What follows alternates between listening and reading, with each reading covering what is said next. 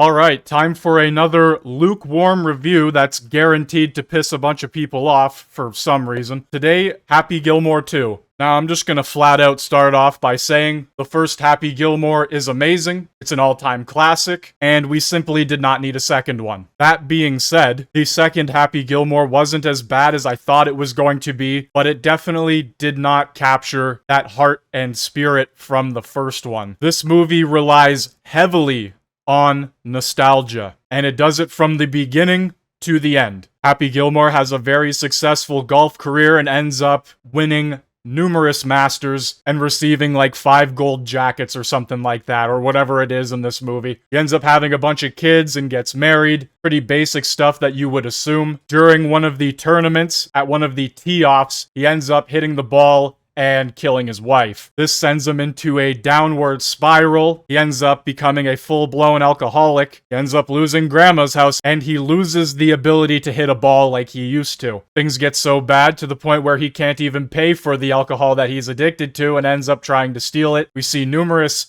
scenes of him drinking out of different containers, disguised as, I don't know, like a TV remote, or a golf ball, or a golf club, or just literally anything.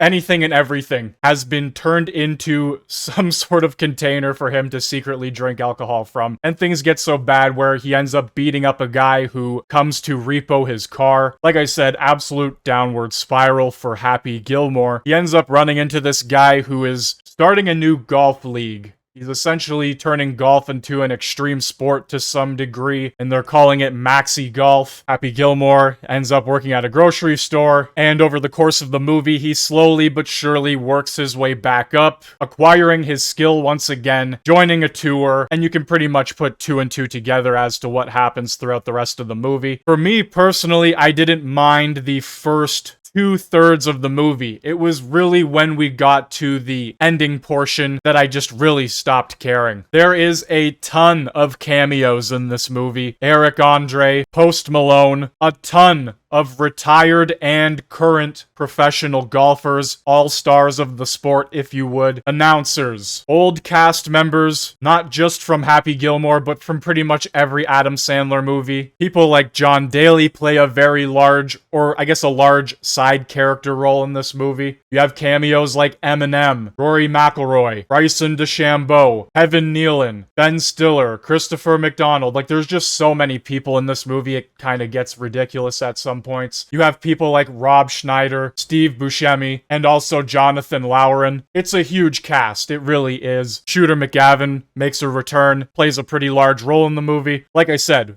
relies heavily on nostalgia, even to the point where they play scenes from the first movie. And I gotta say, cinematography from the early 2000s, 90s, and before to now, there's something about it that has just lost all of its charm and just kind of has blended into the content style filming, if you would. YouTube, TikTok. I don't know what it is, but you can see a dramatic difference in the way the first Happy Gilmore was filmed to this one just by simply watching the second movie. When they play a scene from the first one, you're like, whoa, there's clearly either a lack of skill in the new industry or it's just the way cameras are now. I don't know, but it doesn't feel like you're actually watching a film. It just feels like another piece of content, another SNL skit, another random YouTube comedy video. I don't know how else to put it. And my biggest complaint with this movie, scenes that could be cut and would change nothing. These scenes could not be in the movie and you would be fine. Numerous podcaster scenes, internet social media personalities, influencers. You have Stephen A. Smith multiple times appearing in this movie, doing his talk show thing. These moments could be cut. It would actually improve the movie. No, we didn't need a scene from Hot Ones. This is what I mean by we're not making movies anymore. We're just making content. Now, the movie actually did make me laugh pretty hard a couple times, and honestly, that's really all you can ask for out of a comedy at the end of the day. They usually don't have a hard, impacting storyline that gets you hooked. Sometimes they do, but most of the time, no. They're just trying to bang out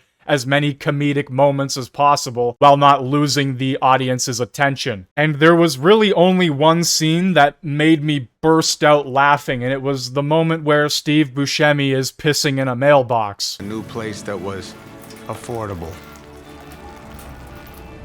It's not the best neighborhood. There's something about Steve Buscemi's just awkwardness, and I don't know, he's a fucking character and a half. And that scene, along with another scene where he asks John Daly if they have a mailbox he can piss in, that also made me burst out laughing. There was a few Ben Stiller, Adam Sandler moments that made me laugh. Ben Stiller, he's always a solid comedy choice, can't go wrong there. And look, I completely understand why they wanted to have current golf pros in this movie to make it feel more realistic, to make it feel like, you know, Happy Gilmore is actually there playing against pros. And trust me, this is a very, very small critique. Fuck, they cannot act to save their lives. And once again, it got to a point where it just felt like they were either filming a promo or YouTube content. And I'm gonna bring this up a lot because it's really the only, other than Stephen A. Smith and other influencer personalities, it's really the only issue I have with this movie. We have a few different moments where actors from the first movie who have passed on obviously can't be there, so a sibling will take over that place,